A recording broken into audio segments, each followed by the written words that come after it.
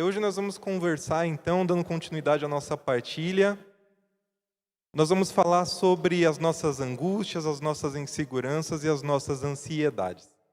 Ora, ao longo dessa semana, nós conversamos, nós entendemos que pessoas que têm um eu fortalecido, que têm força de ego, ou seja, que têm uma autoestima positiva, que têm um autoconceito, ou seja, pensam coisas boas acerca de si mesmo, que têm um senso de autoeficácia bem desenvolvido, ou seja, acreditam que são capazes de fazer coisas. Essas pessoas têm um eu fortalecido, uma identidade forte. E com certeza, essas pessoas têm mais facilidade de enfrentar situações de dificuldade e de adversidade. Quanto mais nós conseguimos fazer coisas diante de uma situação adversa, diante de uma situação de crise, menos chance nós temos de deprimir, de perder a esperança. A gente fala, quanto maior o repertório comportamental, ou seja, as opções A, B, C, D, quanto mais coisas nós conseguimos fazer, enquanto mais coisas nós conseguimos nos apoiar diante de uma dificuldade, mais preparados nós estamos, mais recursos nós temos para lidar com ela. Agora, é verdadeiro também que mesmo as pessoas que têm um ego fortalecido, que têm uma boa autoestima, uma boa autoeficácia, um bom autoconceito, mesmo as pessoas que têm um desenvolvimento plenamente sadio, também passam por tribulações. Nem o cristianismo e nem a psicologia prometem que a nossa vida será perfeita. Nem a psicologia, nem o cristianismo prometem, garantem que o ser humano pode ser asséptico, que o ser humano pode em algum momento não reagir diante das adversidades, diante das dificuldades desse mundo. E é sobre essas dificuldades que todos nós enfrentamos, fortes ou fracos, sadios ou adoecidos, que nós vamos conversar ao longo dessa nossa tarde, para que a gente abandone desde já aquele ideal de achar que felicidade significa uma paz constante, perene, que felicidade significa ausência de problemas, ausência de conflitos. Não. Felicidade tem a ver com, apesar dos conflitos, apesar das dificuldades, apesar das batalhas, eu não perder a esperança. E na clínica, diante das queixas, por exemplo, de alguém que está com um humor deprimido, uma das primeiras coisas que um profissional da psicologia, um profissional da saúde avalia é o quanto a pessoa ainda tem esperança na vida. Você consegue olhar o seu futuro e, ainda que a longo prazo, imaginar tempos melhores para a sua vida. Você consegue olhar para frente e esperançar e pensar que daqui a um tempo as coisas vão se resolver, que toda situação, por mais difícil, passa e que amanhã a gente consegue conquistar as coisas que a gente gostaria de conquistar. Esperança é a chave da saúde mental. E veja bem, estranho seria se diante de uma crise global, se diante da pandemia, nós não estivéssemos ansiosos, assustados, entristecidos. Saúde mental significa ajustamento do nosso interior com o exterior. E se o exterior verdadeiramente padece de desafios que muitas vezes nos parecem hercúleos, com certeza nós vamos reagir com tristezas, raivas. O grande segredo é o equilíbrio, que a tristeza e a angústia não sejam maiores de jeito nenhum, não sejam maiores que a nossa esperança. A pandemia nos trouxe um momento de angústia, e angústia, tem um teórico da psicanálise, Lacan, que vai dizer que a angústia é o inominável, aquilo que talvez a gente nem consiga colocar em palavras, mas que afeta o nosso existir, o nosso sentir, que parece que às vezes nos deprime, nos põe lá embaixo, e em outros momentos parece que nos anestesia e nos impede inclusive de experimentar aquilo que é bom, as boas alegrias da vida. Porque, meu amado, é verdade também que, apesar do momento em que estamos vivendo, ao longo do dia a dia, existem pequenas situações pequenos detalhes, pequenos acontecimentos que são capazes de nos trazer alegria, conforto, paz. Mas muitos de nós não estamos nem com a capacidade de saborear estes momentos. Mas muitos de nós estamos quase que anestesiados diante daquilo que é bom, e parece que estamos num senso de ruminação, de ficar rememorando e vivenciando com muito mais intensidade os desafios que nós estamos passando. Mas nós precisamos desde já tomar muito cuidado para que as cobranças que nós colocamos sobre as nossas costas não sejam maiores do que a realidade, não sejam maiores do que as de fato merecidas. Tudo aquilo que você vive, tudo aquilo que você sente, tem sim uma parcela grande e importante de responsabilidade sua. Tudo isso depende sim, em certo grau, daquilo que você faz, daquilo que você escolhe fazer.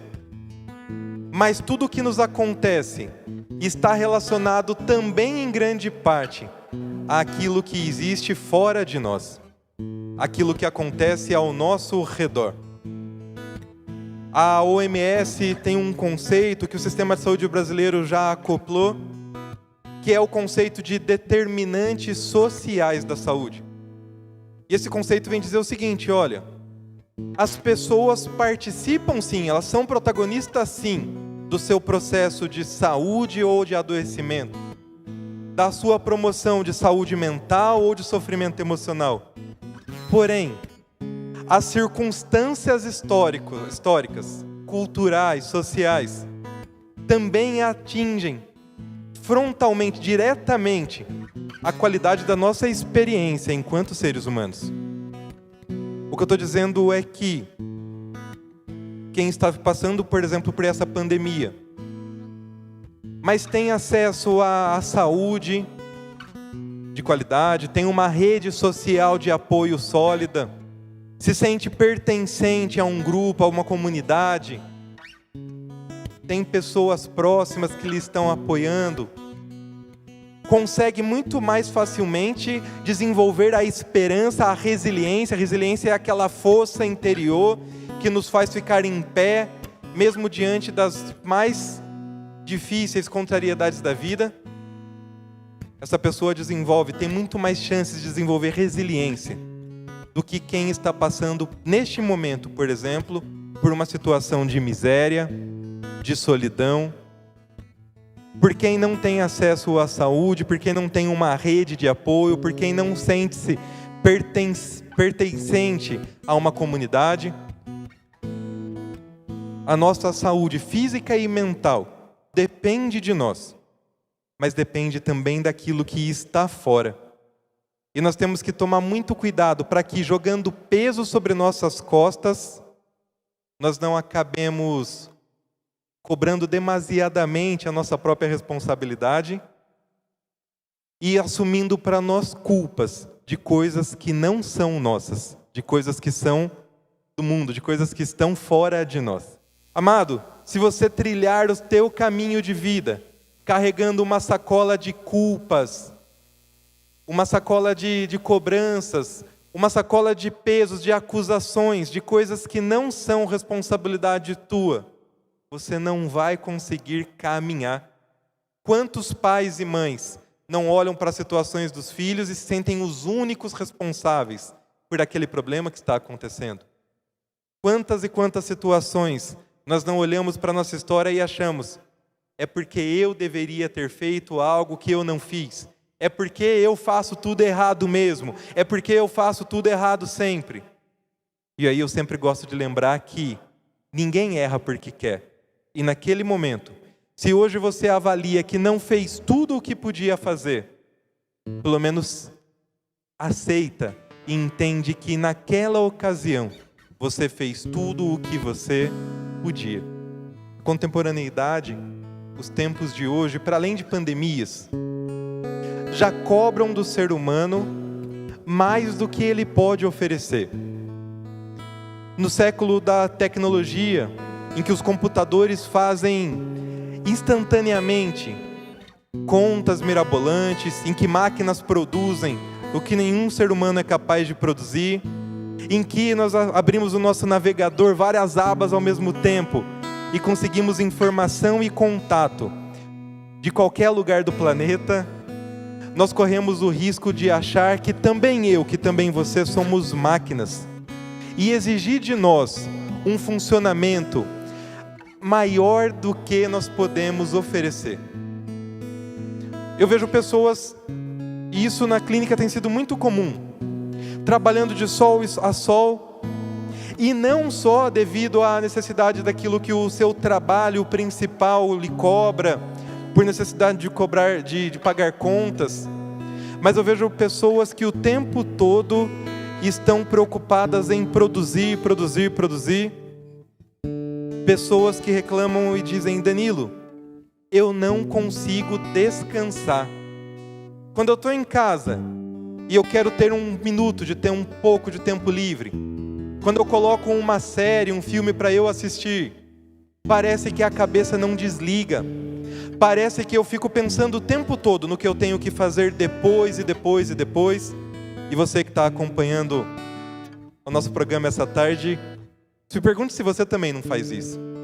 Será que você está com inteireza neste momento, diante da televisão, diante do computador ou do celular, partilhando conosco, orando conosco? Ou será que sua mente acelerada está no que eu vou fazer a seguir, e depois, em prazos? Os autores estão chamando o nosso tempo de sociedade do cansaço, em que descansar virou motivo de culpa. E na internet nós vemos: estudem enquanto eles dormem, trabalham enquanto eles descansem. E se você não faz isso, a gente se sente mal. Eu partilho muito com meus colegas de trabalho às vezes, o quanto nós achamos que se a gente não está arrancando o cabelo, a gente não está levando o trabalho a sério. Aquele colega que consegue sim, não estou falando do extremo oposto, de quem não liga, de quem não está nem aí, de quem não se compromete.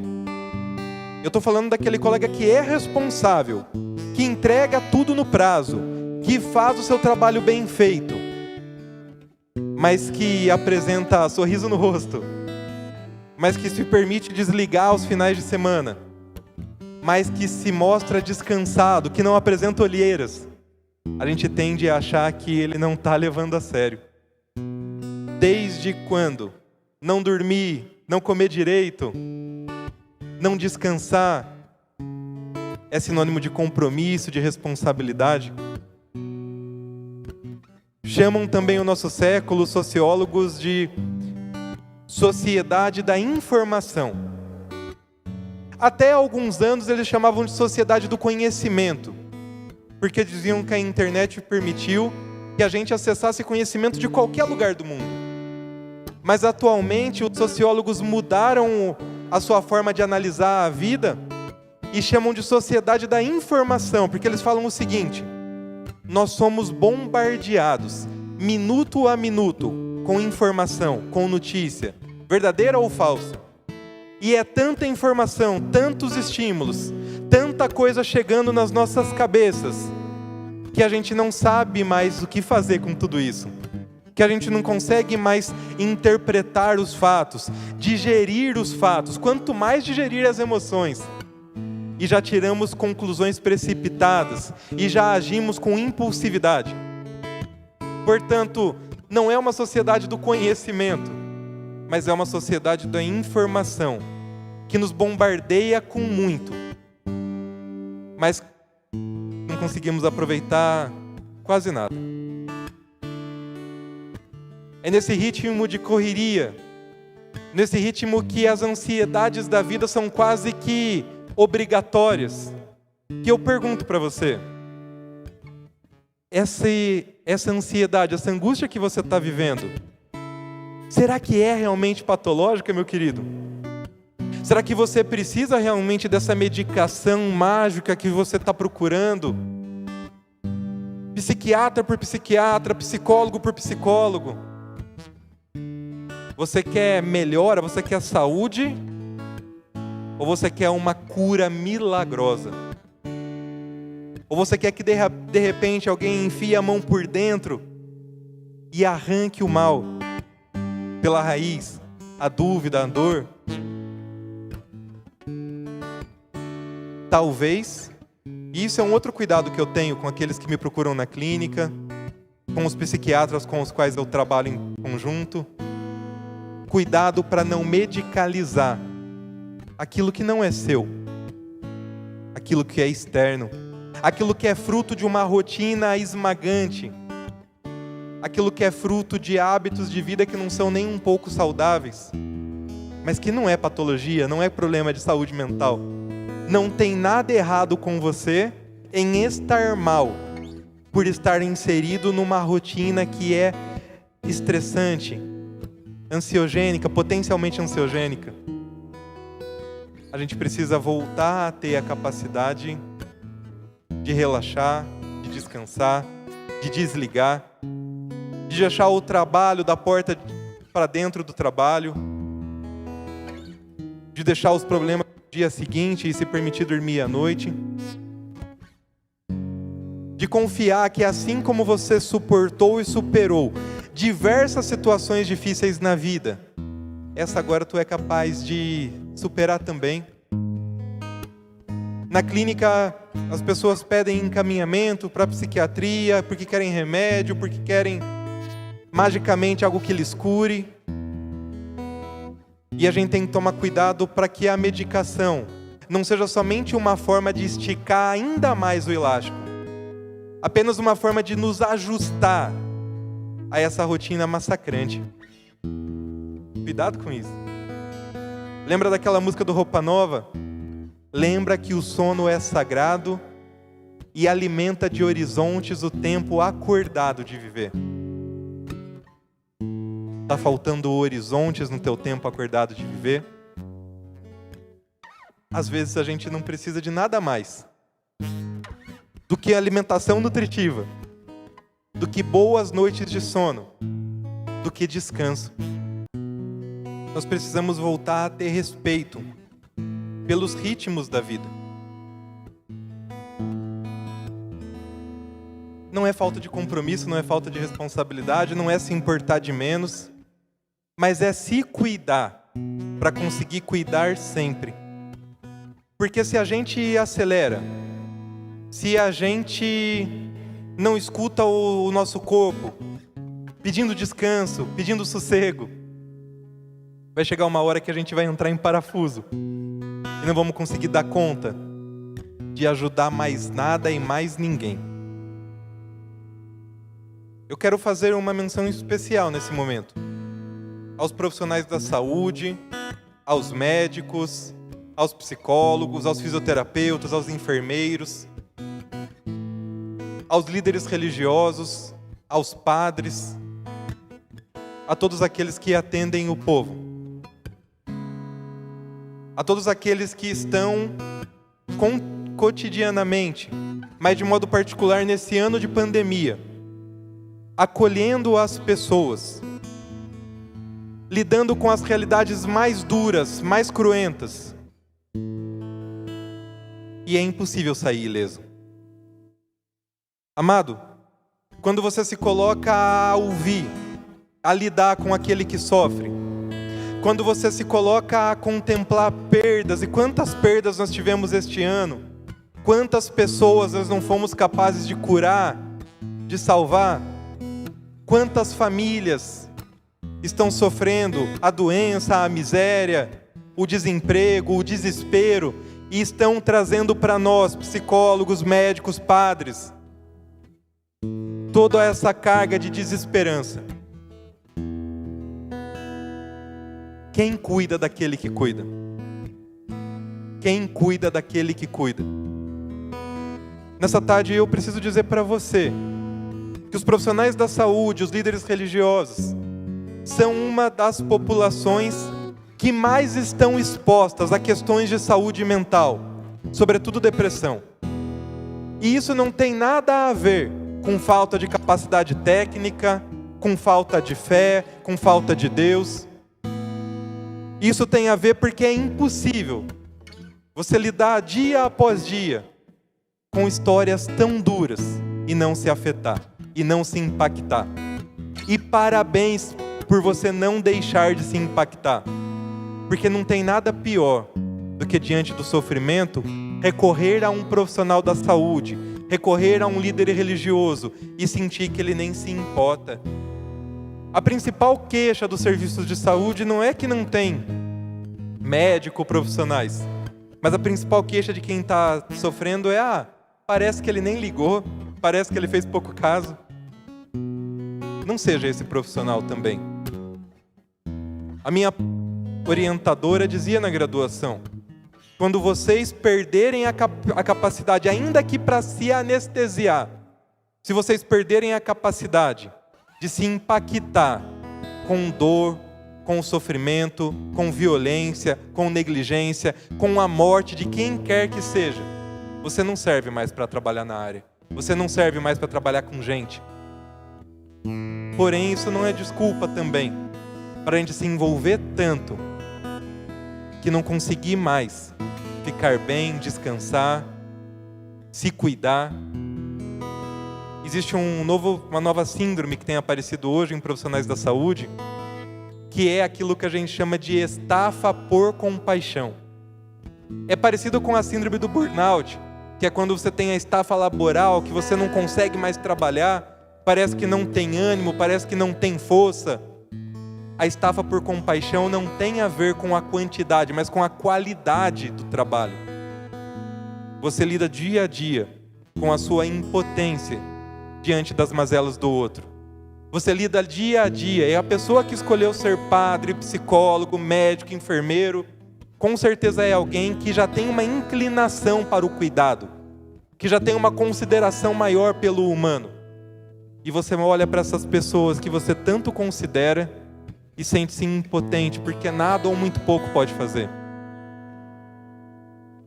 Estafa por compaixão é uma total falta das forças, das energias, da motivação. É a perda da esperança, por não estar mais conseguindo levar a esperança ao outro. Nós precisamos cuidar também daqueles que cuidam. E para vocês eu digo: para de querer carregar o peso do mundo nas costas. O que você faz já traz esperança aos outros. Mas tem coisas que não estão também nas suas mãos. E o que dá para ser feito, Danilo? Então você disse que o mundo nos engole tal qual um redemoinho, por essa lógica da produtividade a todo custo, por esse momento de pandemia que estamos vivendo. Como recuperar? Como manter a esperança? Então, mais uma vez, cuidando de você. E nas pequenas coisas na vida, comendo bem, dormindo bem, não se privando, quando possível, de conversar com as pessoas, de partilhar suas emoções. Quanto mais você se fecha em si e não põe para fora o que você está sentindo, mais essas emoções negativas tendem a crescer, crescer, crescer e tomar conta da tua história e tomar conta de todas as suas possibilidades de vida.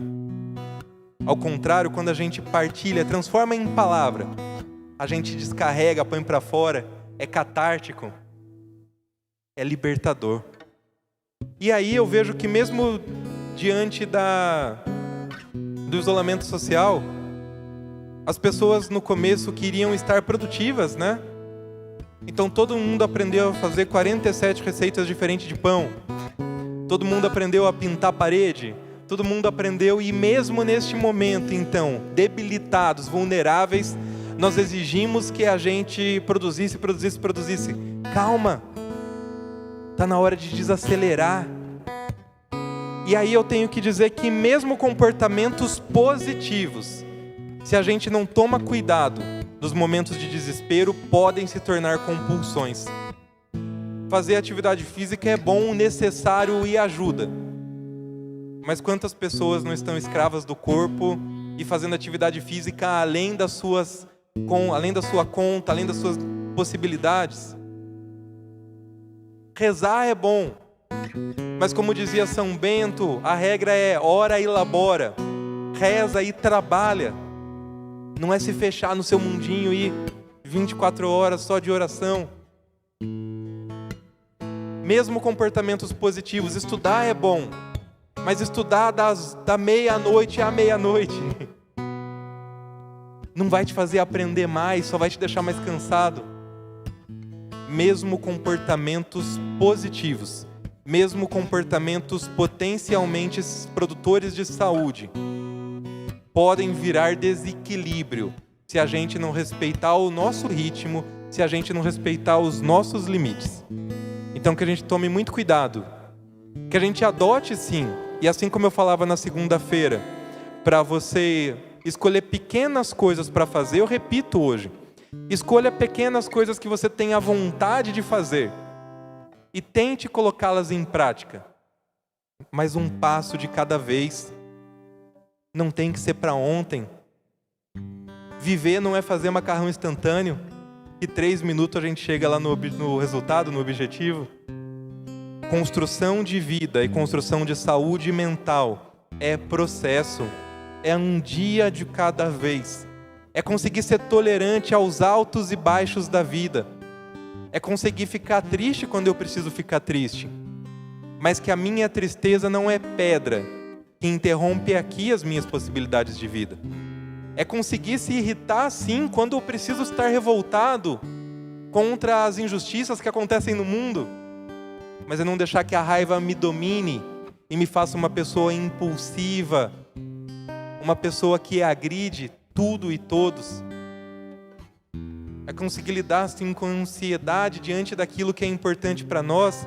É claro que o trabalho, é claro que os estudos, é claro que os bons encontros da vida vão nos deixar sim, ansiosos, apreensivos, mas que a ansiedade não nos paralise a ponto de não nos deixar viver.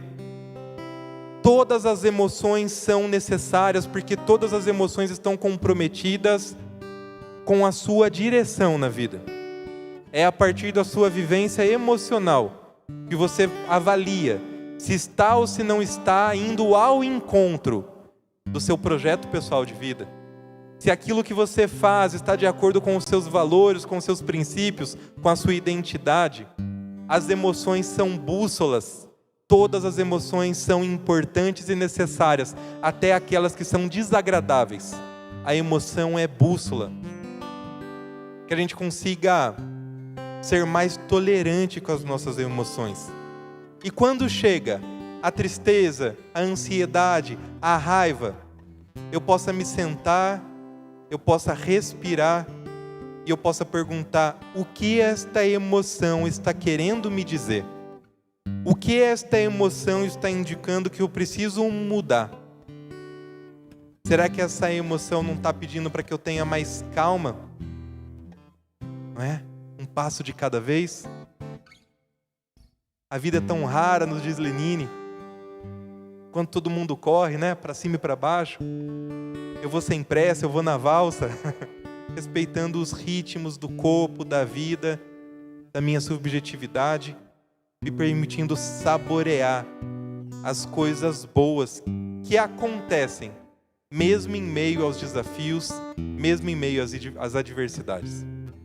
Porque de fato a desesperança, essa falta de sentido, essa falta de olhar para diante e ver que tempos melhores podem chegar, que emoção boa ou ruim dá, mas passa, que você está vivendo algo difícil, aparentemente insuportável, mas que você já conseguiu superar outros desafios na vida antes, portanto tem recursos para superar também este.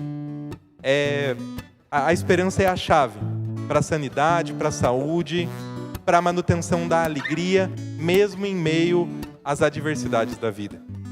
Muito obrigado pela tua presença, muito obrigado pela sua partilha.